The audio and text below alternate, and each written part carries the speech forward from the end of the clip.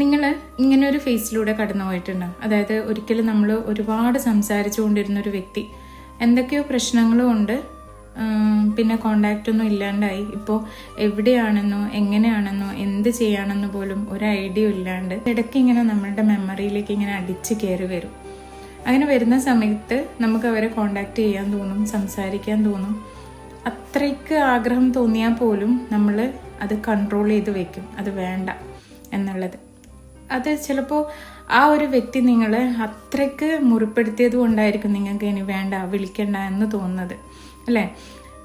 എന്നിട്ട് പോലും, ഇത്രയും വേദനിപ്പിച്ചിട്ട് പോലും ഇടയ്ക്കിടയ്ക്ക് നിങ്ങളുടെ ഓർമ്മകളിലേക്ക് ആ ഒരാൾ കയറി വരുന്നത് എന്തുകൊണ്ടാണെന്ന് അറിയും നിങ്ങൾക്ക്.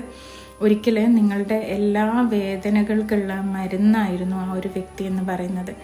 വേദനകൾ മാത്രമല്ല ആ വ്യക്തി തന്നിട്ടുള്ളത്, ഒരുപാട് സന്തോഷങ്ങളും ആ വ്യക്തി നിങ്ങൾക്ക് തന്നിട്ടുണ്ട്. അതുകൊണ്ടാണ് ഇടയ്ക്കിടയ്ക്ക് നിങ്ങളുടെ മെമ്മറിയിലേക്ക് ആ ഒരു വ്യക്തി കയറി വരുന്നത്. ഞാനിത് പറഞ്ഞപ്പോൾ നിങ്ങളുടെ മൈൻഡിലേക്ക് ആരെങ്കിലും വന്നെങ്കിൽ ജസ്റ്റ് കമൻറ്റ് ചെയ്യും.